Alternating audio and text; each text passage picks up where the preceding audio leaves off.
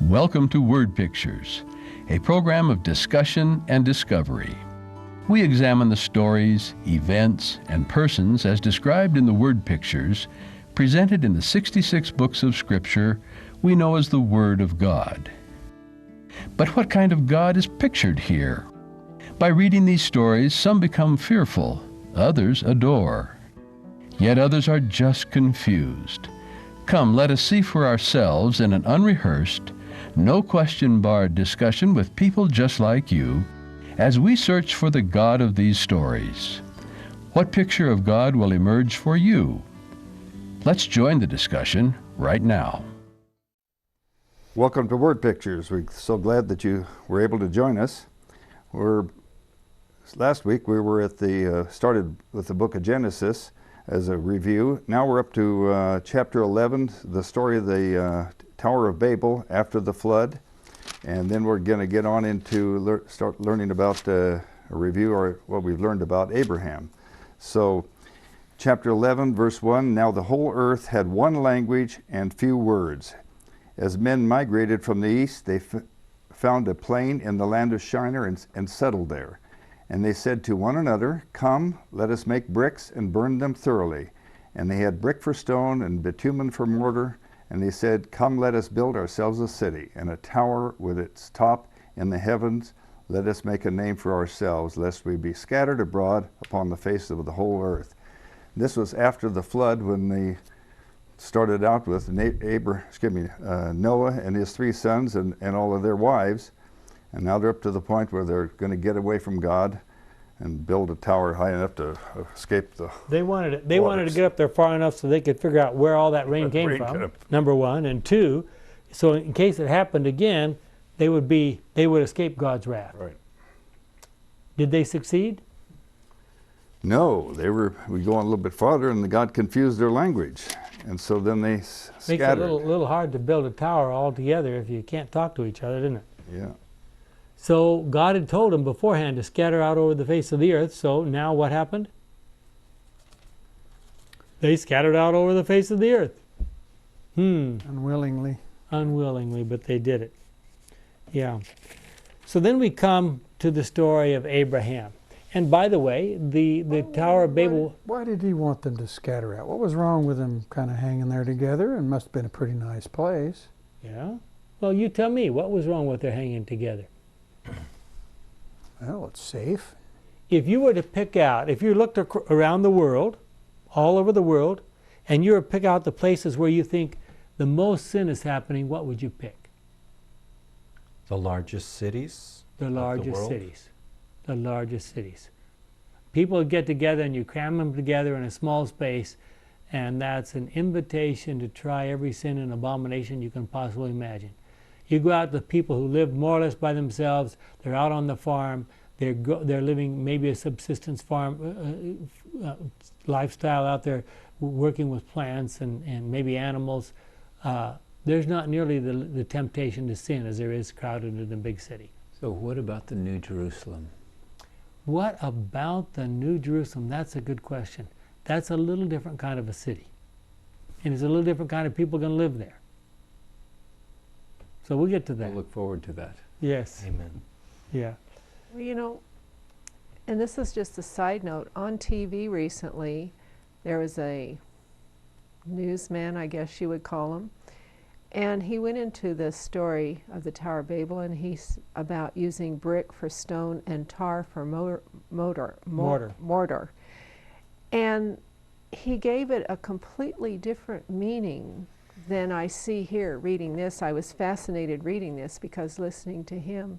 So people really need to read their Bible to see if what someone is saying is correct or not.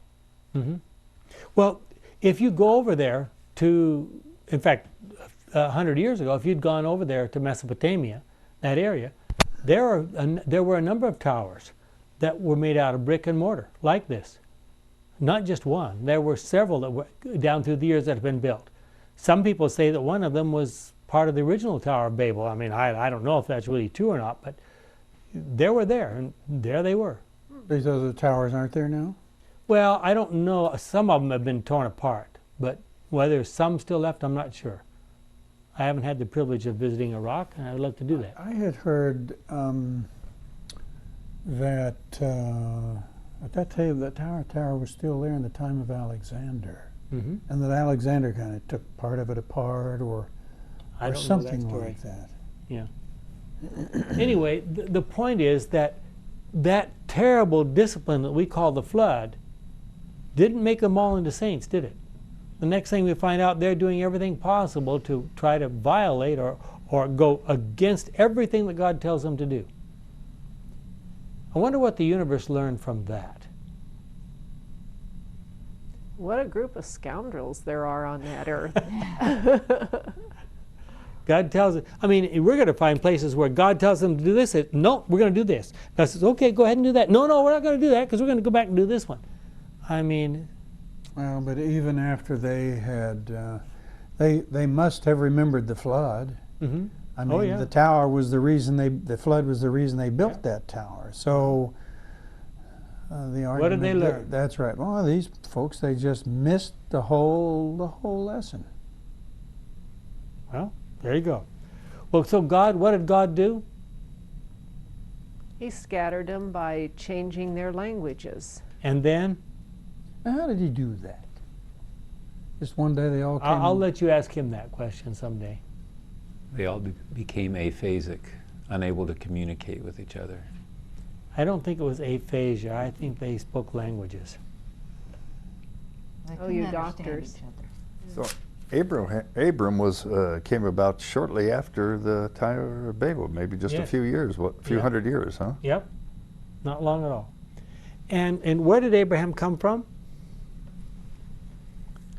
Said of the Ur. Chaldees. One of those cities.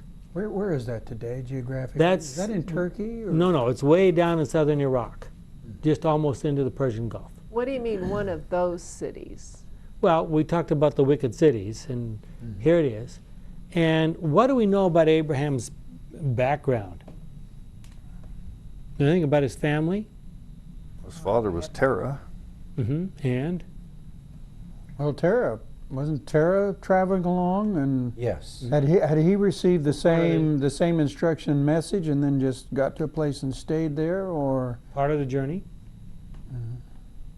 Yes. Well, look at Genesis 12, what God said to Abraham. The Lord said to Abram, I leave your, and it's Abram at this point, not Abraham, leave your country, your relatives, and your father's home, and go to a land that I'm going to show you. I will give you many descendants, and they will become a great nation. I will bless you and make your name famous, so that you will be a blessing. And what kind of a blessing was Abraham supposed to be? I will bless those who bless you, but I will curse those who curse you. And through you I will bless all the nations. Who will I bless? Everyone. Everyone. When Abraham was 75 years old, he started out from Haran as the Lord had told him to do, and Lot went with him. And then it talks about other people he took with him. So God's original plan was to take Abraham out as the first foreign missionary. He was supposed to go out there and represent God to the people he was going to mingle with out there, and they were supposed to become a light to the world, to bless the nations. So did not need Abraham. It was was a good enough place. Even Abraham's family was already worshiping idols. God says, get him out of here. So he's taking, one of the reasons he's taking Abraham out of is because it's a bad place, and he needs to get away from it and from this people and from members of his own family. Yes. So in a sense, the flood was a rescue mission taking Noah and his sons and their wives out of that city, that world. And then here God is taking Abram and his wife out of that city to kind of rescue them, take them away from his family. Mm-hmm. So Gordon, do you live in a city? I do. Small city. Have you learned your lessons? Aren't you supposed to be living out in the woods someplace? But Gordon, I live with the coyotes. but Gordon is surrounding himself with good people. Abram was surrounded by bad people. Yeah. It's good to be And living in that's- the New Jerusalem, I'll tell you. Where did Abram end up? Well, he went first to Haran, which is in northwestern. Was that Iraq. just a small little, That was a Country small town? city of some kind. We don't know how large it was. and But- could he speak the language? Yeah, probably. Very likely. Yeah. And then, of course, what happened? His father died there, and God says, okay, it's time to move from here. And now he finally moves over and down into Canaan, and for the rest of his life, he was a migrant sheep herder, whatever you want to call him, living in tents, A very rich one. a very rich one. In big tents. Big tents, I guess.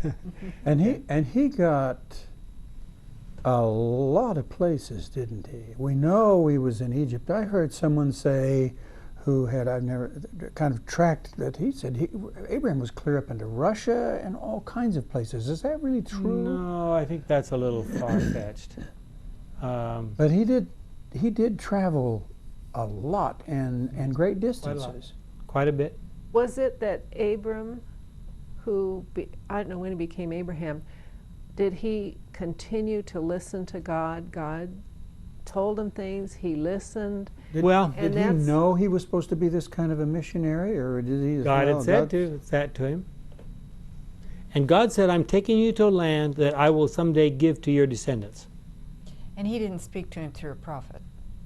No, not as far as we know. He spoke to So him. he through- spoke to him as Gordon and I are talking here. Apparently so. And we know specifically on some occasions he came walking into Abraham's camp like a human being, and only after what Abraham had Abraham talked to knew. him for a while, he finally figured out, oh, it's God I'm talking to. Which is a little interesting kind of a situation, isn't it? Well, look at what happened to Abraham. Look at Genesis 12, starting with verse 10. But there was a famine in Canaan. It was so bad that Abram went farther south to Egypt to live there for a while. When he was about to cross the border into Egypt, he said to his wife Sarai, "You're a beautiful woman. When the Egyptians see you, they will assume that you're my wife, and so they will kill me and let you live." Tell him, by the way, how old was Sarai at this point in time? Is she 70? 70, approximately 75. A good-looking chick, huh? A good-looking chick at 75. So tell him that you're my sister then. Because of you, they will let me live and treat me well. When he crossed the border in Egypt, the Egyptians did see that his wife was beautiful. Some of the court officials saw her and told the king how beautiful she was, so she was taken to his palace, the king's palace. Because of her, the king treated Abraham well and gave him flocks of sheep and goats, cattle, donkeys, slaves, and camels. Man, Abraham was becoming a rich man. But because the king had taken Sarai, the Lord sent terrible disease on him and on the people of his palace. Then the king sent for Abram and asked him, "What have you done to me? Why didn't you tell me that she was your wife?" Now, who do you suppose told Pharaoh that Sarai was his wife? Probably the Lord directly. Kind of sounds like it, doesn't it? And where was God when Abraham was coming up with this idea Mm-hmm. to Yeah, call? He was really He was a great self-centered, wasn't missionary. he? He was looking Well- out for his own skin. You look. God was for- right there, but Abram was Well- ignoring him. Now it's true. Let's be honest here. Sarai was his half sister, same father, different mother. Yes, but that's not the point here. Again, Abraham didn't have faith in God to get him through this. Where had he been for the last 70 years? Because he must have been, he's been traveling, following God's instructions. Why does he suddenly go, Wander I off here don't into trust you, Egypt God, to He's do someplace. married to a good-looking wife. And there's a famine. Okay, Got to there's a go song find some about this food. somewhere. In here it says, the unexplained plagues uncovered the deceit of Abram for the Pharaoh. And the monarch of Egypt humiliated Abram with his questions, showing more character than Abram gave him credit for. Hmm. So the Pharaoh showed he was a more honest man than Abram. Well, I wouldn't say that. But after giving all those gifts and so forth and hoping to have this beautiful new wife, he now throws Abraham and Sarai out of his country. Mm-hmm. And there go back to, I guess, the drought-stricken area. And Abraham's flocks and tribes grow big, and and he has to separate from Lot. And Lot goes where? To the city. To the city. What city? Sodom. Sodom, down in the beautiful, I mean, if you've ever been to Palestine and you look around, now they've got irrigation today, but you look at the highlands and then you look down in the Jordan Valley and you say, it's pretty clear where you would want to live if you're depending upon growth, and you're depending on your crops, and you're depending on your animals to reproduce and have a healthy, healthy and growing and so forth. The Jordan Valley looks like a pretty nice place. And that's where Sodom was? And that's where Sodom was. Yeah. And what happened? Got pretty bad down there. It got pretty bad. Things were too easy. They didn't have enough to do, and so they got into all sorts of mischief. And the first thing that happened is that some kings from the east came and conquered Sodom and ran away with Lot. And what did Abraham do? Chased after him, beat him up, got Lot back. Abraham and his whole army that lived in his house chased after and recaptured Lot and the whole people. Look at Genesis 14:14. When Abraham heard that his nephew had been captured, he called together all the fighting men in his camp. I mean, how many fighting men do you need to maintain? Yeah, 318. 318 in all, and pursued the four kings all the way to Dan. There he divided his men into groups, attacked the enemy by night, and defeated them. He chased them as far as Hobah, north of Damascus, and got back all the loot that had been taken. He also brought back his nephew Lot and his possessions, together with the women and the other prisoners. Takes a lot of sheep to keep all those people alive, and goats and herds and stuff. Yeah. That's a big outfit Abraham had. Big operation. Huge multi-departmental. Tents there. Yeah, exactly. Well, so he comes back down to where he belongs. He runs into Melchizedek, who blesses him. What happens to Abraham next?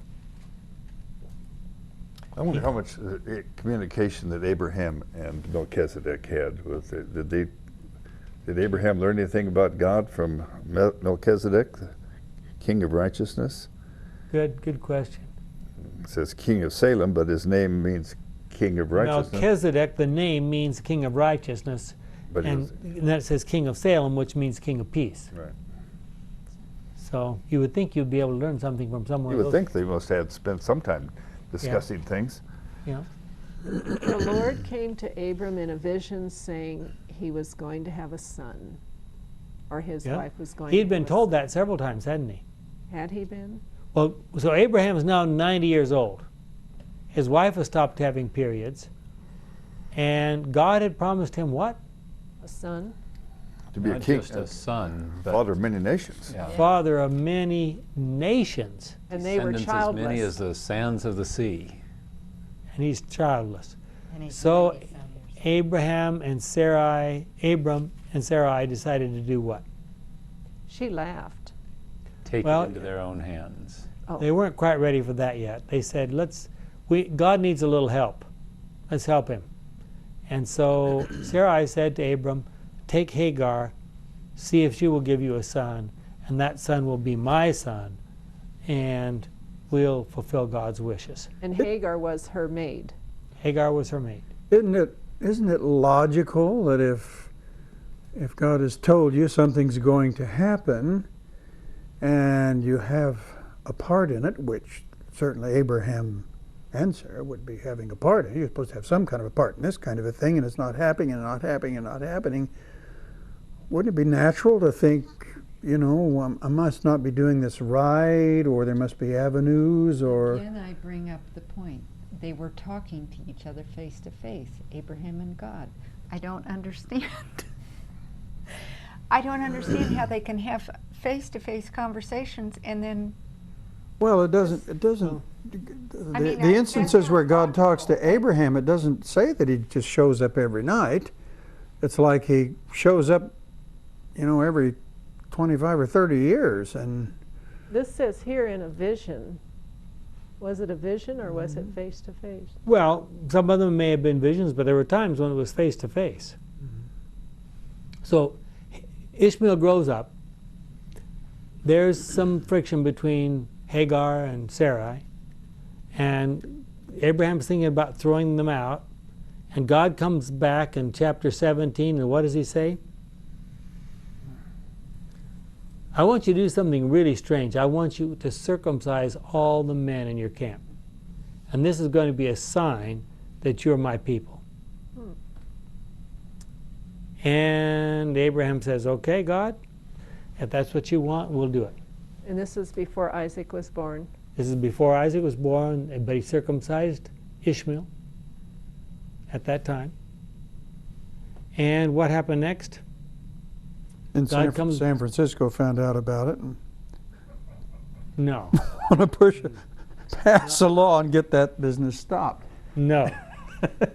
God comes back and he says again, I'm going to give you many descendants. And Abraham said, thank you. I've got Ishmael here. He'll be the father of many. And God says, no, I will keep my promise to you and to your descendants in future generations as an everlasting covenant. I will be your God and the God of your descendants.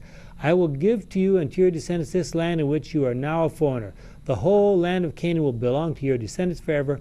I will be their God. God said to Abraham, you also must agree to keep the covenant with me, both you and your descendants in future generations. You and your descendants must all agree to circumcise every male among you. And then down to verse 14, any male who has not been circumcised will no longer be considered one of my people, because he has not kept the covenant with me. God said to Abraham, you must no longer call your wife Sarai. From now on her name is Sarah. I will bless her, and I will give you a son by her.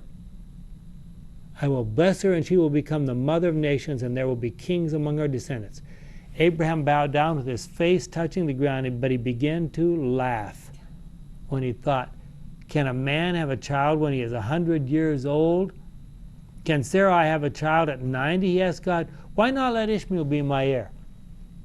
Now, Myrna, I'm sorry. Well, no, it's Myra. Myra. Why am I saying Myrna? Sorry. You've been Too many names I have to deal with all day. Yes. Myra. You asked the question about God talking to Abraham. Here's God talking to Abraham directly. And what does Abraham do? He bows He down laughs. and- He laughs. He laughs. Falls on his You face know, and laughed. I'm thinking about this, that Jay said, well, he talks to him once every 25 years. I don't think that's quite what God had in mind. No. And this may have been part of the problem. You know, to circumcise everyone, it would make it fairly apparent, at least for a few weeks, Mm-hmm. that you got to pay attention to somebody. Mm-hmm. And Does- I think he was trying to teach Abraham, the father, that he had selected to be the father of all nations. Mhm. You got to depend on me. Mm-hmm. Why does God seem to want to do the impossible? He tells us things, and he gives us a mind to think, and then we're thinking, oh dear, like we might have laughed too if we were 90 and God says you're going to have a baby. Mm-hmm. God seems to do that. Well, God says, no, your wife Sarah is going to have a son. And he comes back maybe a year or so later. And in Genesis 18, Abraham, these three people come walking along the road there, and they look like ordinary travelers. And Abraham says, man, I haven't heard any news for a long time. He rushes out and says, come on in, tell me what's going on. Where did you come from, etc. And he finds out eventually that it's Jesus and two angels that have come to visit him. And he feeds them a good meal. Won't talk about what they ate. And God starts talking about what his plans are. And in verse 9, then they asked him, the three people who were visiting, asked Abraham, where's your wife Sarah? Oh, she's there in the tent, he answered. And of course, in those days, the women weren't allowed to eat with men. But she wanted to hear the news too, so she's just inside the tent, just a flap of tent between her and the men, so she wants to hear what's going on. One of them said, she's there in the tent, he answered. One of them said, 9 months from now, I will come back and your wife Sarah will have a son. I don't know any of you ladies have had a male visitor come to your house and make that kind of an announcement, but I think you would be a little, Especially if I was 90 years old. yeah, it'd be a little, huh? So what happens? Sarah was behind him at the door of the tent listening. Abraham and Sarah were very old, and Sarah had stopped having her monthly period. So it spells out the details. I mean, there's no question about this. So Sarah laughed to herself. Now she's following the example of who? Her husband. Husband who a year or so before had laughed at God's face. So Sarah laughed. What? Is this any less of a miracle than Mary? The No, birth of Jesus? no. We're coming there. We'll get there eventually. And Jesus was visiting with the two angels because this is the line that he was going to be born from. into. Yeah. Now, this wasn't we don't understand this to be an act of the Holy Spirit involved here, do we? I mean, You mean causing ovulation and those kinds of things? well, kind of, I don't know. It was a miracle. Did it cause ovulation or? It's a miracle anyway. It pepped up Abraham. Yeah. It's not another immaculate conception. No. Okay, that's what I was. So Sarah laughed to herself and said, now that I'm old and worn out, can I still enjoy sex? And besides, my husband is old too. Then the Lord asked Abraham, why did Sarah laugh and say, can I really have a child when I'm so old? Is anything too hard for the Lord? So there's your question. Is anything too hard for the Lord? As I said, 9 months from now I will return and Sarah will have a son. Because Sarah was afraid, she denied it. I didn't laugh, she said. Yes, you did, he replied. You laughed. I'll bet you they all had a good laugh at that. And they called their son's name Laughter, following God's instructions back in chapter 17, when Abraham laughed. So I think it was an appropriate name. And we call him Isaac. And we call him Isaac. So, moving on, what happens next? Sodom is destroyed. Fire and brimstone. What is God trying to tell us by that story?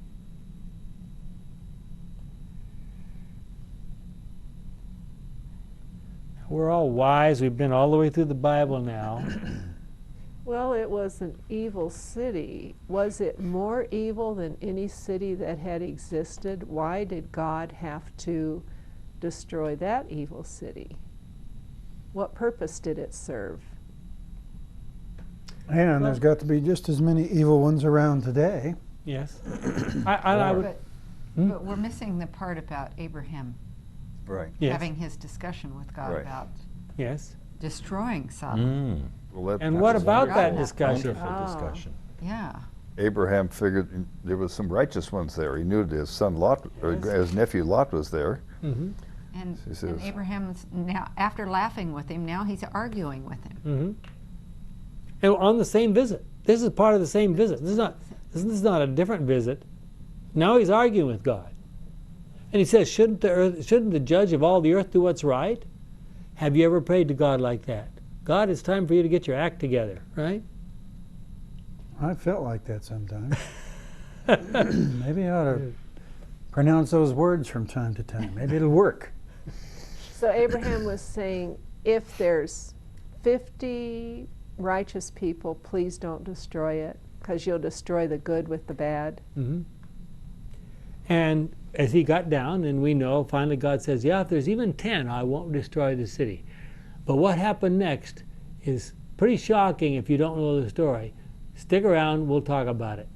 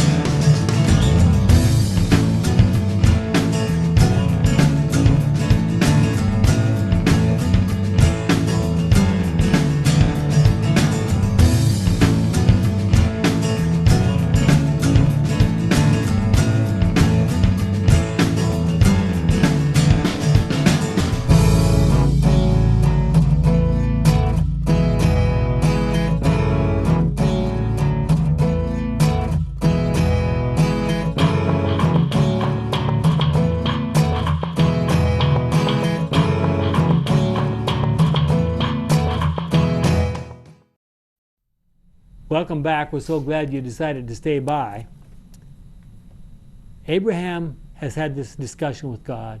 God goes down. He managed to get Lot and his wife and 2 daughters to leave Sodom. And then he pours out fire and brimstone on those cities. Now, some people would be inclined to take that as their prime example of the fact that someday God is going to do that to the whole earth. Does that sound like a reasonable conclusion? Yes.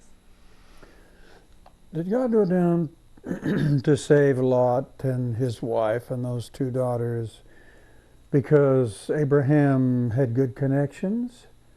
Or were they, in fact, the only good people left? Well, what do you think? Well, not all of Noah's children were righteous, and God honored Noah and took all his family. So maybe God was honoring Lot.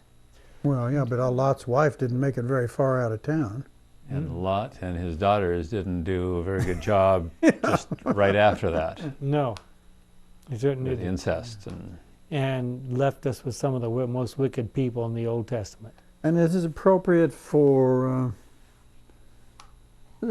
pray prayers like that today. Well, what does that teach us about prayer? Does God want us to be honest in prayer? Yes. Does he want us to negotiate?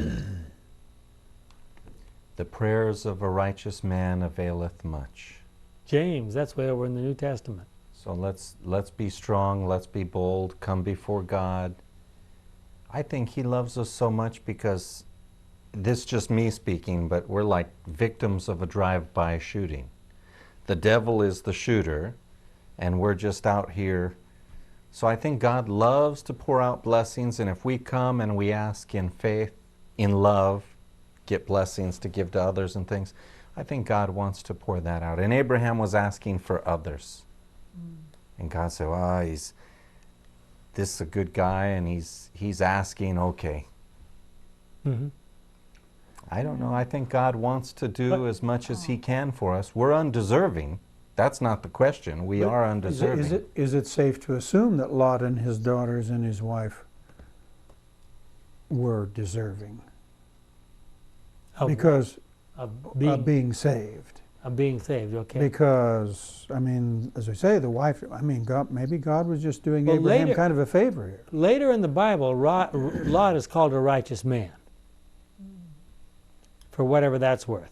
Must be in the book of Judges someplace. And his descendants.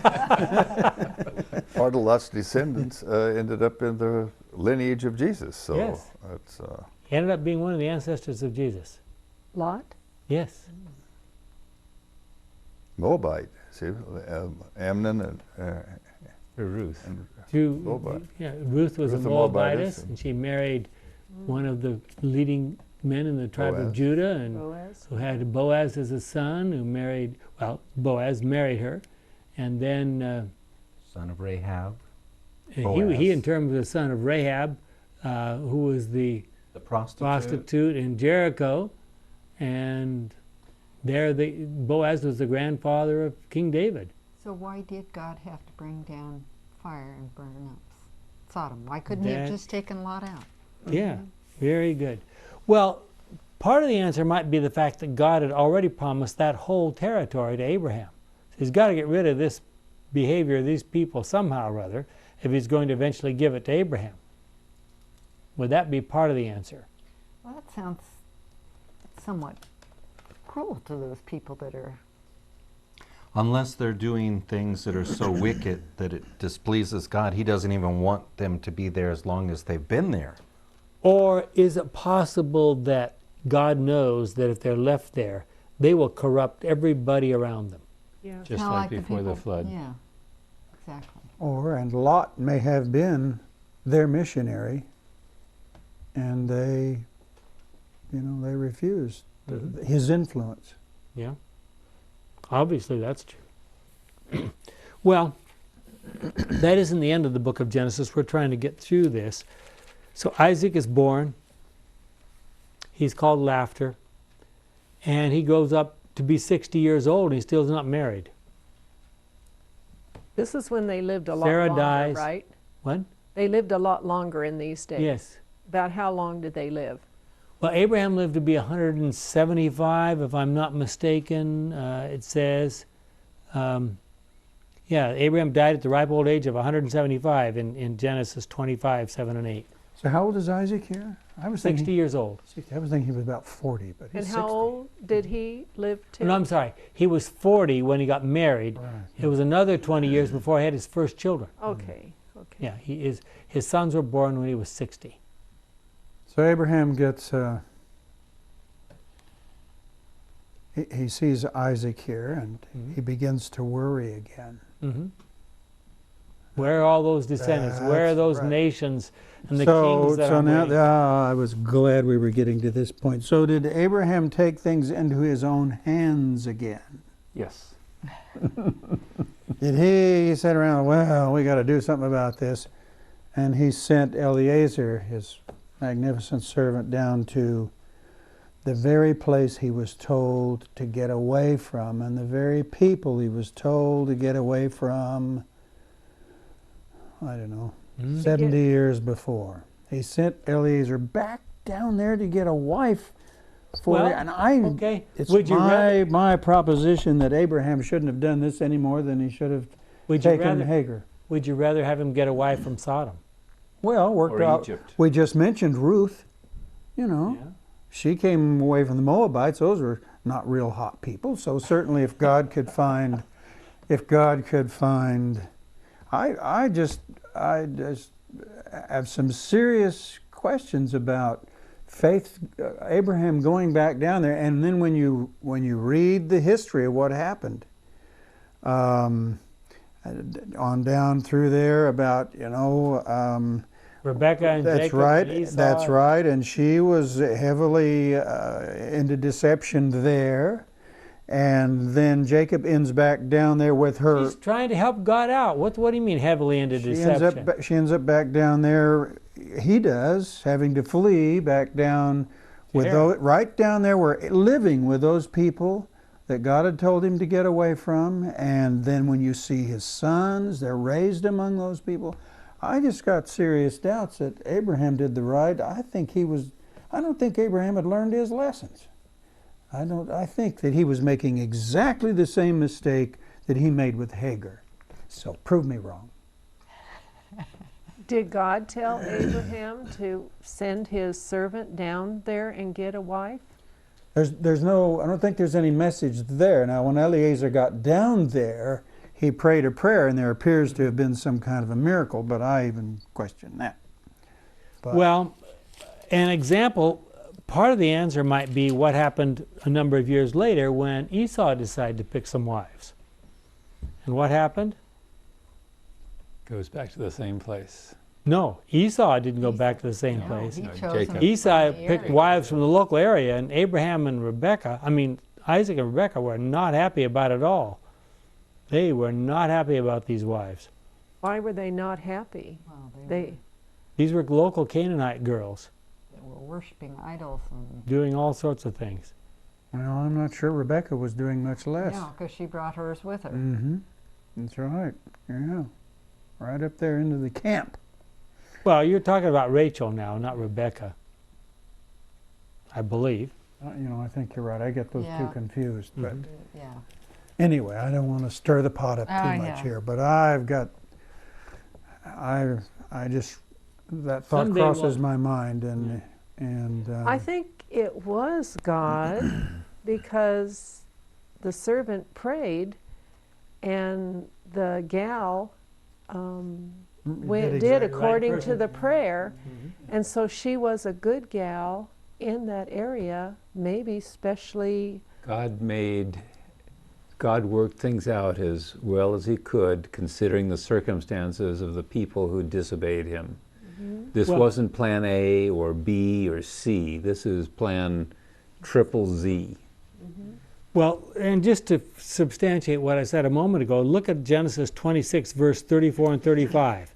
When Esau was 40 years old, he married two Hittites, Judith, the daughter of Beeri, and Besemath, the daughter of Elon. They made life miserable for Isaac and Rebekah. Does that give us any clues? Well, yeah. Here's Esau doing something he's not supposed to be doing too. Maybe God's supposed to be picking out a wife for him. It shows that Isaac and Rebekah are living in harmony with each other, and Isaac is living in harmony with his dad. So Esau is bringing in disharmony by bringing in these strange women who don't go along with the traditions of his family. Mm-hmm. Well, we know the story of Jacob. He deceives his father after having bargained for his brother's birthright. He deceives his father. His father Isaac. Mm-hmm. He colludes So we with got his Abraham, we got Isaac, yeah. and now we're down to Jacob and Esau, who were Isaac's sons. Yeah. And so, as a result, Jacob flees back to Haran. And he arrives at Haran with virtually nothing. Works for 7 years for Rachel, this beautiful young woman. And what happened? Got tricked. She kept quiet the night of the wedding. Now, Yeah. what kind of family did she come from? Was she of... They were, Same family. yeah, it's all It's all Idol part of worshippers. Abraham's family. I mean, was she an idol worshiper or a God worshiper? Well, she carried some idols with her. Okay. Whatever, if they were just good luck charms, we don't know, but she had them. So she sort of went down the middle, doing a little of each.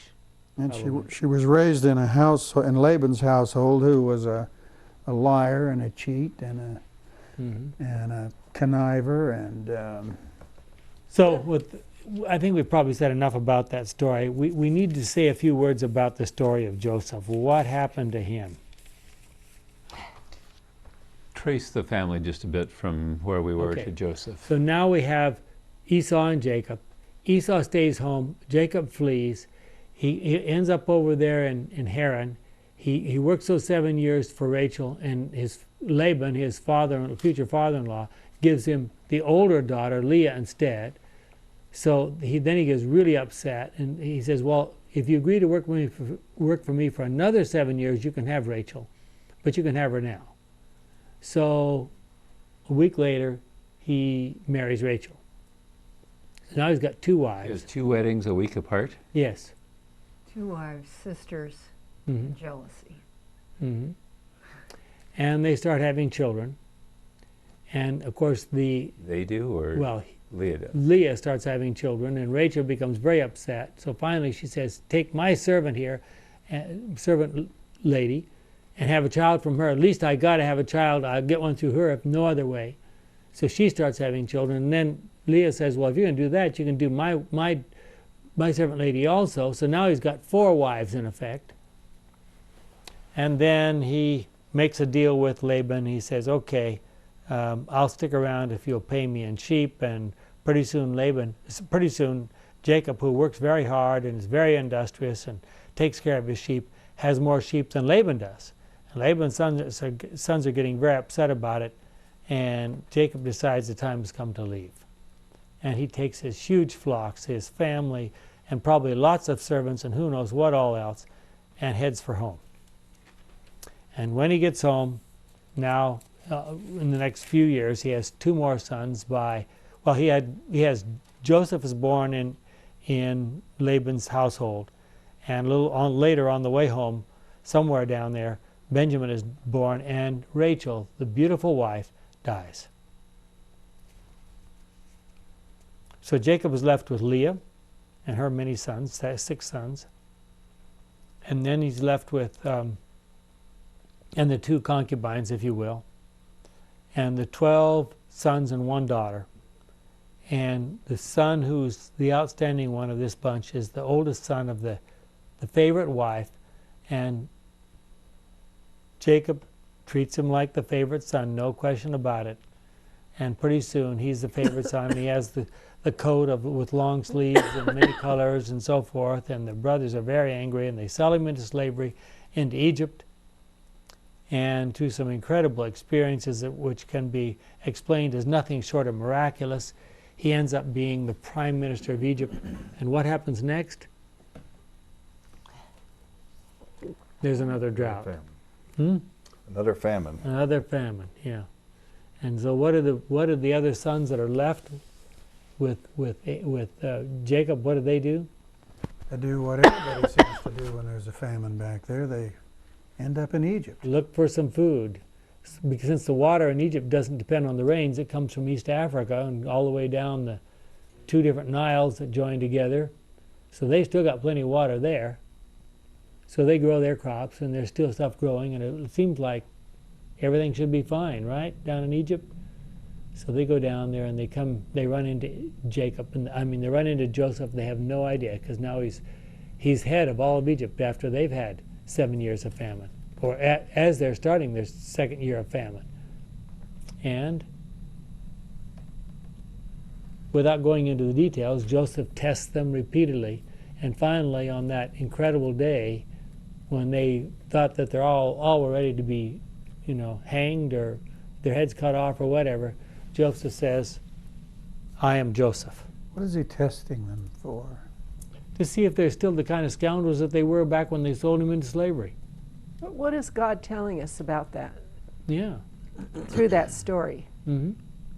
That was my question. Oh. Good. Joseph, in spite of all he'd been through, he was very gracious to his brothers. Read that story there. It's more than that. Joseph says that God has arranged all of this. Mm-hmm. Yeah. Somehow he is interpreting all of this, I guess, being sold into slavery and all that torture. But the story goes back even further than that. When Abraham went down and deceived Pharaoh, and way back in those days, Pharaoh made a rule when all that happened. He said, "We're not going to have anything to do with these shepherds. They're a bunch of deceitful characters. If someone comes down here with a bunch of animals, isolate them. We Egyptians are not going to have anything to do with that anymore." And so now what happens? The children of Israel come down, and he's now called Israel. He used to be Jacob. Joseph says, "I'd like to invite my father and family." Pharaoh says, "Bring them on." So they come down there, and what happens? Now, if they had come down there without any rules about separation from the Egyptians, they would have mingled with the Egyptians, they would have married Egyptian wives. What would have happened? They'd have been gone. They would have disappeared. We would never hear another word about them.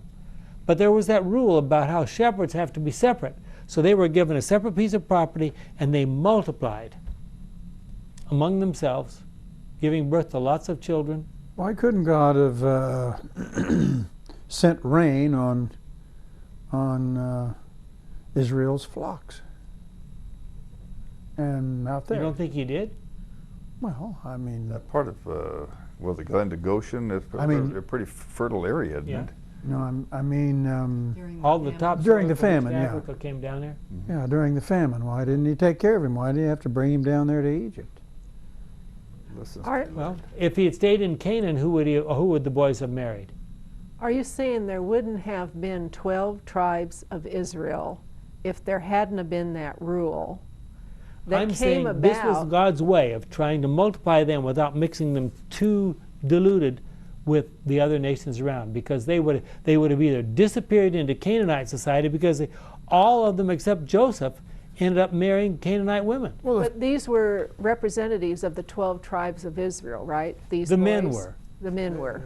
they weren't And represented. they go down to Egypt. If they had gone down to Egypt without any separation of any kind, they would end up, all their children would have ended up marrying Egyptian women. So if Canaan is such a bad place with all these Canaanite women, why in the world did God take Why didn't God Abraham take care of down there in the first place? That was the land, of course, that was promised Yes. to He was his a missionary descendants. there. Supposed He to was- convert Abraham- all those women. And he converted a lot of them. How do you think he got an army of 318 men, plus all of his shepherds, plus how many others? Well, there should have been a woman in there someplace that made a good wife for Isaac. But what Joseph said, he said that famous verse, "You meant it for bad, but God meant it for good." Yeah. And it seems like that's what happens. We think it's for bad, but God makes it for good. Well, why did he how did God know in advance to make that little rule about how if you're a shepherd, you got to stay separate from the Egyptians? Does God know the future? What Can a he possibility. predict the future? He might actually predict the future. How did he know to build a boat that would only handle 8 people and a lot of animals? Why didn't he need a whole fleet of Queen Marys to accommodate all the people who would be converted by Noah's preaching? How did he know that? He knew no one else would want to get on the boat. Must have had some. That's very interesting. Somebody told him something. So to keep the children of Israel, when the 12 sons of Jacob / Israel isolated in Goshen, did God actually inspire Abraham many years later to lie about his wife? Earlier, to lie about his wife, so that I don't think God inspired Abraham to lie about his wife, but I think he saw an opportunity. So that the children of Jacob would be isolated many years later? And there's a verse for that. It's found over in Romans 8. You know what it says over in Romans 8? It says all things work together. No, that's not what it says. That's what it might say in the King James, but that's not what it says in the more modern translations. Romans 8, it says, verse 28, we know that in all things God works for good with those who love him, those whom he has called according to his purpose. So God took this bad situation and made something good out of it. He kept his people isolated long enough so they could actually develop into a separate people, into a nation. As we say today, he made lemonade out of the lemons. He made lemonade out of the lemons. Isn't that one of the main characteristics of God, is that he creates good out of bad? Mm-hmm. We're going to spend a lot of time in heaven discovering how he made good out of bad. Mm-hmm. Some of that lemonade, it seems like he should have put more sugar in. It turned out pretty sour, some of it. Well, right in the middle of that whole Joseph story, there's a story about Judah and Tamar. What a story. Chapter 38.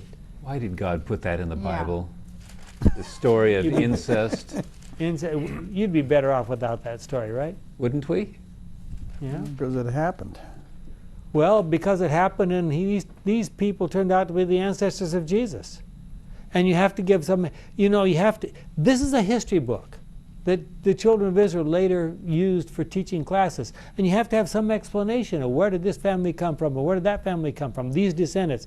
Why did Jacob have these descendants? You tell the story. And if you don't tell the story as it actually happened, like the Bible has it, the story will grow, let me assure you. If you leave it for the for the rumor mills, the story will grow. And it'll be wilder than you can imagine. So God says it's better to put the story in there. Of course, if Abraham had waited to get the right wife, we wouldn't have to put up with this story. You mean you get the right wife for Isaac? Yeah, that's right. Okay. Ken. Well, you were saying something regarding that. I lost my train of thought, but about Judah and Tamar, that you were saying in your writing that truthfully that all nations on the earth they celebrate the good things that happened. This is what we did. These are the campaigns that we won. These are the buildings that we built. The glorious, wonderful ruler of this nation. But the Bible says the good and the bad is there in abundance for every single person. And that really makes it the true document of the world, not propaganda. This is everything. God doesn't hide the mistakes of his chosen people. In 10 words or less, what happened to Tamar and Judah here? What was the... Well, Judah had some sons who were apparently pretty wicked boys. And for whatever reason, something happened and they both died. It says God killed them. And one of them, the first one, had married Tamar. So according to Jewish custom, the next son was supposed to be married to her, and he didn't like her, apparently. He refused to give her any descendants, so he was killed. So then there's one very young son left that was supposed to marry her, and so Judah said to this woman, go back home, wait until my younger son grows up. And she waited for a number of years, and he grew up, and obviously she saw that he was not going to be given to her as a husband. So one day as Judah was going along, she goes out by the road and dresses up like a prostitute and says, come and you can sleep with me. And Judah And this is his says to Judah. And this is his daughter-in-law. This is now his daughter-in-law. He doesn't recognize her, but this is his daughter-in-law. So he says, okay, so he sleeps with her, and guess who arranges for her to be pregnant? Did God make sure that she was pregnant just to make sure that he didn't get away with this? Well, she ended up being pregnant with twins. And as they were about to take her out and kill her for this terrible misdeed she had conducted, so there were still some people around who thought there were right ways and wrong ways to do things. She says, oh, by the way, the father of these two boys owns these things, and these were the things that Judah had given her to keep as trust until he paid her.